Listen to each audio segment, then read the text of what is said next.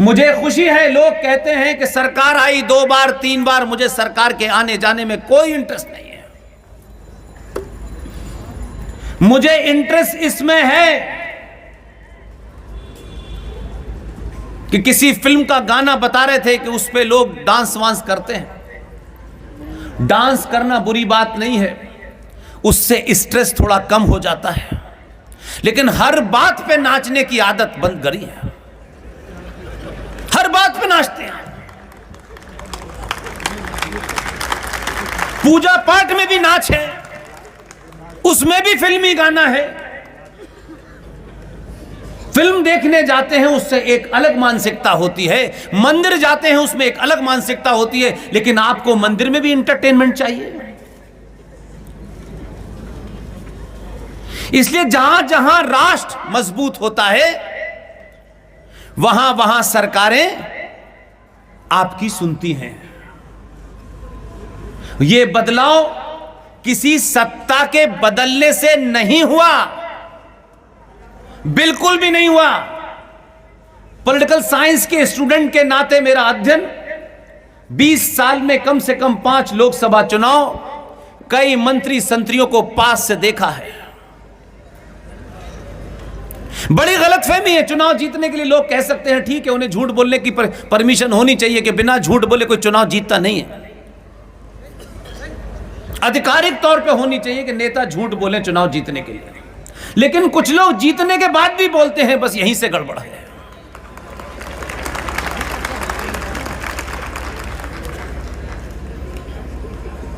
आज जो स्थिति है कि रामगढ़ में इतने सारे युवाओं ने 2 साल तक लगातार अपने आप को कभी ऐसा महसूस नहीं किया कि पुष्पेंद्र जी अब आएंगे नहीं तो छोड़ दिया।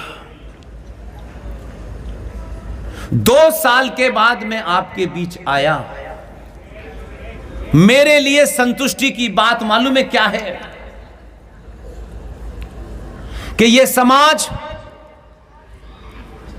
फिल्म स्टार को या गाड़ी में भर के लाए लोगों को, नेताओं को सुनने के लिए आता था। इस बदलाव को दुनिया कैसे लिखेगी मैं नहीं जानता, लेकिन इस बदलाव को मैं हर मीटिंग में कहता हूं। 2014 से भारत नहीं बदला, बिल्कुल नहीं बदला। 2014 से पहले मैंने 5 इलेक्शन कवर किए। हर इलेक्शन में चुनाव शुरू होते ही गली गली, मोहल्ले मोहल्ले यह तय होता था कितने यादव हैं, कितने ठाकुर हैं, कितने बनिए हैं, कितने ब्राह्मण हैं, कितने दलित हैं, कितने नीचे हैं, कितने ऊपर हैं, यही तय होता था। आप वोट भी इसी बुनियाद पर डालते थे। इसलिए जातिगत पार्टियां भी बनी, नेता भी उभरे। आपको इन 70 सालों में इतना गहरा आघात लगाया गया।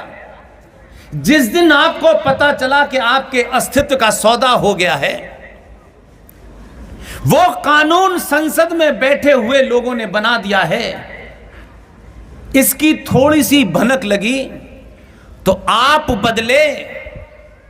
और 2014 में जब चुनाव घोषित हुआ तो एक लंबे इतिहास की कहानी इस बात पे समाप्त होती है कि 2014 में जब आप वोट देने गए थे तो किसी पार्टी को वोट नहीं देने गए थे।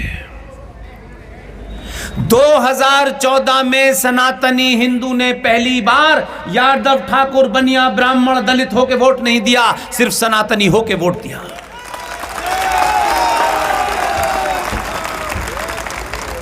आपने अपनी शक्ति का प्रदर्शन किया। सत्ता पे बैठने वाले दलालों को मैसेज दिया कि हमने तुम्हें सड़क बनाने के लिए नहीं चुना है, ये पेट्रोल के दाम कम कर दो, ये सब्जी के दाम कम कर दो, ये सनातनी भिखारियों की तरीके से सिर्फ दामों को कम कराने के लिए सरकार चुनता था। आपने पहली बार वोट दिया कि हमें अपनी सभ्यता के प्रतीक में, जो सबसे बड़ा प्रतीक है, जहां आपने 1992 में कार सेवा की थी, किसी भी कीमत पे मंदिर चाहिए। इसलिए अमित भाई कवि हैं, कविता के माध्यम से उन्होंने बहुत कुछ कहा। सब खैरियत? लेकिन सच्चाई क्या है? शोभा जी रामगढ़ में बैठी हैं। जब मैं झारखंड पहली बार आया था रांची में, तो शोभा यादव जी ने ही मुझे बुलाया था। तब मैं इनको जानता नहीं था। तब से मेरी आज तक बहन है, और पूरे इस झारखंड में जब भी प्रोग्राम होता है तो ये कहती हैं कि आपके साथ सरकार का कोई गार्ड नहीं है, आपके साथ मैं हूं और मेरे साथ मेरा गार्ड है। ये हर जगह पहुंचती हैं। आपका बहुत बहुत धन्यवाद। इसलिए 1946 में जनवरी में भारत के अंदर एक चुनाव हुआ, प्रोविंशियल असेंबलीज का चुनाव हुआ। अगर यह घटना किसी को याद है तो हाथ उठाइएगा। नहीं पता। यही बात युवाओं से कहने आया हूं। जनवरी 1946 में भारत में प्रोविंशियल असेंबलीज का चुनाव हुआ, और उस समय पूरे देश में प्रोविंशियल असेंबलीज की कुल गिनती थी 1585। 1585 में से 492 सीटें मुसलमानों के लिए रिजर्व थी, और कांग्रेस और मुस्लिम लीग के बीच में चुनाव हो रहा था। मुस्लिम लीग का नारा था, मर मर के लेंगे पाकिस्तान, हर कीमत पे लेंगे पाकिस्तान। ये उनका नारा था। और झारखंड आज बिहार से भले ही अलग हो गया हो, उस वक्त बिहार और उत्तर प्रदेश, दिल्ली, हरियाणा, ये मुस्लिम लीग के गढ़ कहलाते थे। तो जो रिजर्व सीटें थी, उन रिजर्व सीटों में से 492 में से 425 सीटें मुस्लिम लीग ने जीती, और बाकी सीटें कांग्रेस के मुसलमानों ने जीती।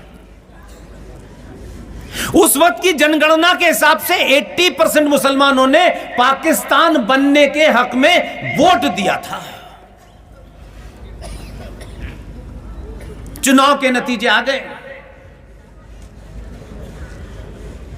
कांग्रेस पार्टी खुश थी, उसको मेजॉरिटी मिली थी। बात समाप्त हो गई। अब आता है मार्च 1946। मार्च 1946 में ग्रेट ब्रिटेन के प्रधानमंत्री उस वक्त के एटली साहब ने यह कहा कि हम जल्दी भारत को सत्ता का हस्तांतरण करने वाले हैं। यह स्टेटमेंट दिया, बात खत्म हो गई। और मार्च के बाद आया अप्रैल। अब इन घटनाओं को अगर आप जोड़ेंगे तो आपको पता चलेगा कि कहां से ये चीजें आ रही थी। हम सिर्फ एक कठपुतली की तरह उस पर एक्ट कर रहे थे। 20 अप्रैल को कांग्रेस पार्टी का अध्यक्ष के चुनाव की घोषणा हुई। 20 अप्रैल 1946। आप देखिए कि बेईमानी कोई आज हुई हो ऐसा नहीं है।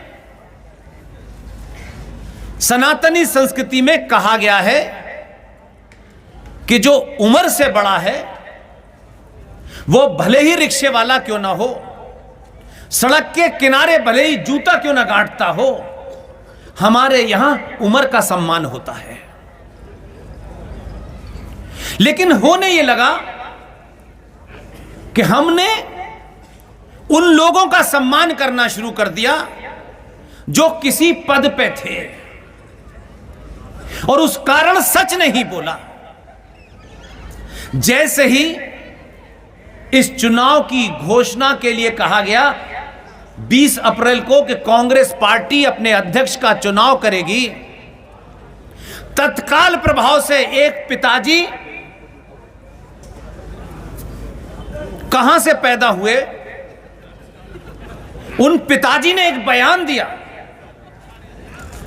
अगर आज की डेट में रूलिंग पार्टी किसी चुनाव को इन्फ्लुएंस करने के लिए कोई बयान दे दे तो उस पे आज आचार संहिता के तहत कार्रवाई हो सकती है।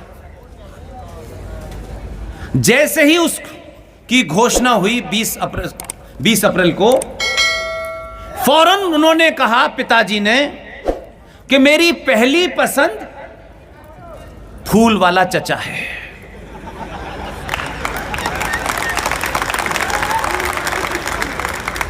चलो ठीक है, बहुत से किस्से हैं, उसको सार्वजनिक नहीं करना चाहता, लेकिन अपनी पसंद तो बता दी उन्होंने। 27 अप्रैल 1946 को कांग्रेस पार्टी की प्रोविंशियल असेंबली से गुप्त मतदान के तहत वोट मंगाए गए। और इससे मैं आपको यह भी मैं अर्थ बताना चाहता हूं कि जिन लोगों ने उन्हें अपने कंधे पे बिठा करके महात्मा तक कहा, उसमें कैसे कैसे राष्ट्रवादी लोग थे, जरा उनका भी ध्यान रखना। कहीं ऐसा नहीं है समझें कि राष्ट्रवाद 2014 से ही पैदा हुआ है। तो ये जो मरदूद जिसको रामगढ़ के अधिवेशन में आपने अध्यक्ष बनाया था कांग्रेस पार्टी का, इनसे इस्तीफा लिया गया क्योंकि नया अध्यक्ष चुना जाना था। और उस अध्यक्ष के चुनने की सारी प्रक्रिया जो थी आचार्य जेबी कृपलानी साहब को दी गई। 1946 में